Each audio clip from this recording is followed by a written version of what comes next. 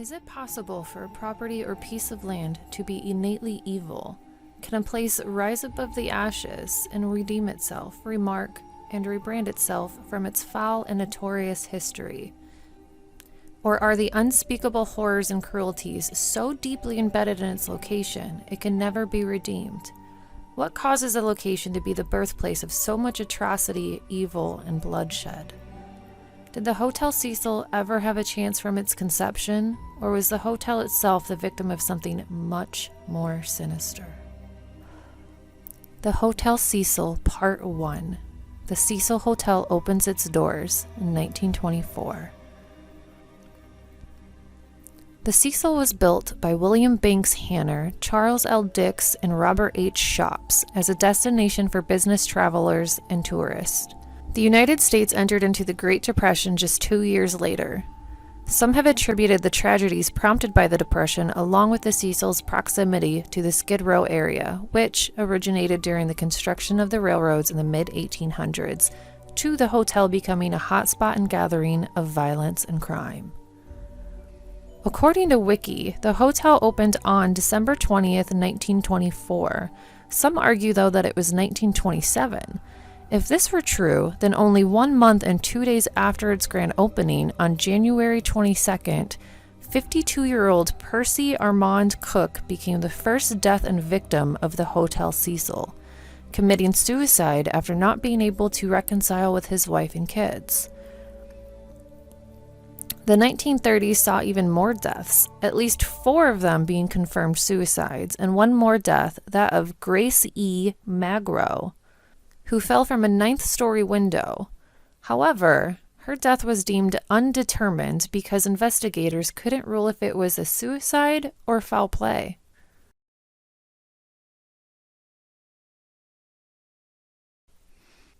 The Hotel Cecil, Part 2, the 1940s, Dorothy Purcell, and the Black Dahlia.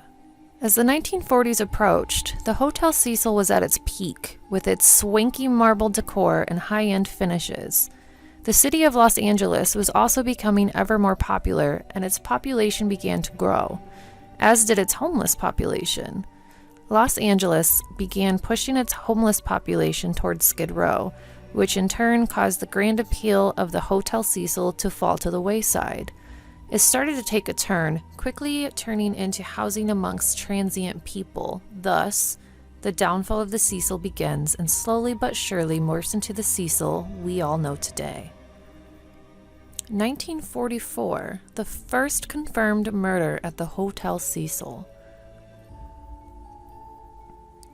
19-year-old Dorothy Jean Purcell was staying at the Hotel Cecil and gave birth to a baby boy on a bathroom floor. Dorothy then threw the baby out of the window, killing him.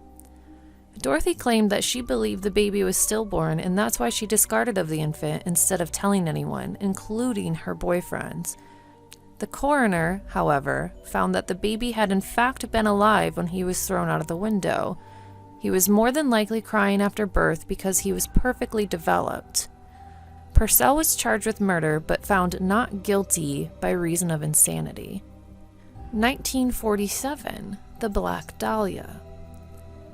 Elizabeth Short, aka the Black Dahlia, was rumored to have stayed or at the very least been spotted at the Hotel Cecil. She was reportedly seen to have been drinking at the hotel's bar shortly before her gruesome murder, marking this the final place she was seen alive. There's no concrete evidence of this, though, merely just rumor and word of mouth, whereas other sources say it was the Biltmore Hotel she was staying at. All claims are based off of a supposed eyewitness testimony, so, unfortunately, we will really never truly know. That same year, however, there was one confirmed death at the Hotel Cecil, Robert Smith, who fell from the building. 2 other falls and 1 other confirmed suicide happened between 1954 and 1962. However, if you ask me, it's a little bit suspicious that so many people are just, quote-unquote, falling to their deaths at the Hotel Cecil. The Hotel Cecil, Part 3. 1964, a staff member is brutally murdered at the Cecil. Apart from the infamous Elisa Lam and Night Stalker stories, the story of 65-year-old Goldie Osgood, aka Pigeon Lady, is one of the most notable and recognizable stories to come out of the Hotel Cecil because of its terrifying, heart-wrenching details and the level of brutality. 65-year-old Goldie Osgood was a telephone operator for the hotel and had been staying in the room at the Hotel Cecil for the past 5 years prior to her death. On June 4th, 1964, Goldie was found dead in her room, having been brutally raped, beaten, and stabbed. Her murder to this day is still unsolved. However, newspapers at the time that reported on the murder said her friends claimed to have seen her just minutes before her body was found. Her body was found by a man delivering new telephone directories. So if that were true, her death, as brutal as it was, happened very rapidly and could explain how no one heard anything suspicious. Makes you wonder why the delivery man wasn't questioned further, though, doesn't it? The Hotel Cecil, Part 4, Serial Killers Home Away from Home. There are 2 serial killers who have stayed at the Hotel Cecil that we know of: Richard Ramirez, aka the Night Stalker, and Jack Unterweger. Ramirez was spotted by an eyewitness one night outside of the Hotel Cecil removing bloodied clothing into a dumpster, presumably after killing one of his many victims. There is no evidence that shows he did any killings at the hotel itself, but he was spotted living there for a brief time during the same time frame in which his crimes took place in the 1980s. Jack Unterweger was another serial killer, though his murderous affairs were mostly taking place in another country, until his stay at the Hotel Cecil. Surprise, surprise. He checked into the Cecil in the 1990s under the guise of a crime reporter. Unterweger was guided around known crime areas, including Skid Row, by the local law enforcement. Unbeknownst to them, they were helping him find his next victims. By the time police finally caught on to him, he had already left the country. Was it because of the hotel's already well-developed notorious violent history that made these killers feel comfortable enough to stay at Cecil, essentially hiding in plain sight? Or because of its close proximity to Skid Row? Remember, the hotel at this point is home to mostly transients. Or is there something more about the hotel that harbors and attracts evil, like a lighthouse bringing ships to shore? The Hotel Cecil, Part 5, the 2000s to present day, and the conclusion.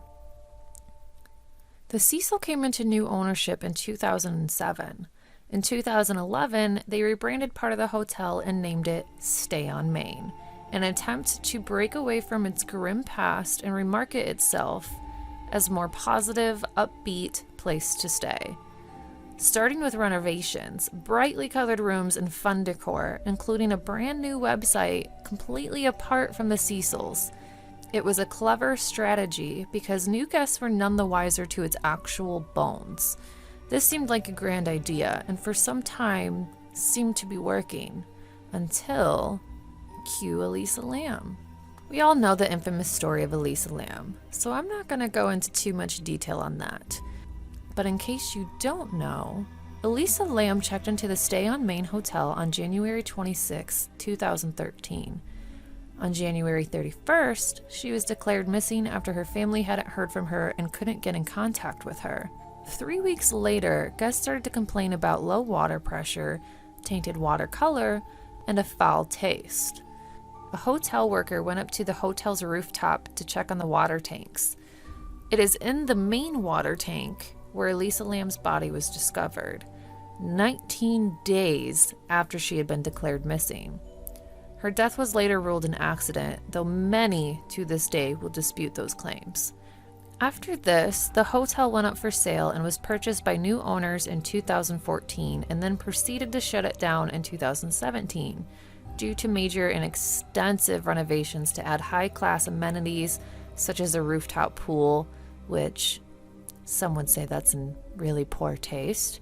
The hotel is expected to open back up sometime in the following year. Do you think the hotel can regain some of its original luster? Or is it doomed to repeat its evil history over and over again. We can only hope for everyone's sake that the Hotel Cecil can garner a new, positive future. But again, that begs the question, can a place be innately evil, or is it other circumstances? Will the lost souls who roam the Cecil even allow such a thing to happen? I guess we'll find out in the years to come, won't we?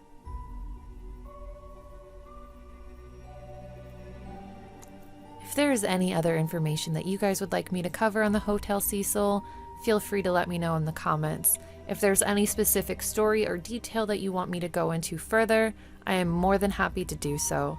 Thank you guys for listening. If you would like to, hit that subscribe button, like the video, and share it with your friends. You guys have a lovely day, a lovely evening. Just have a lovely one. Thank you.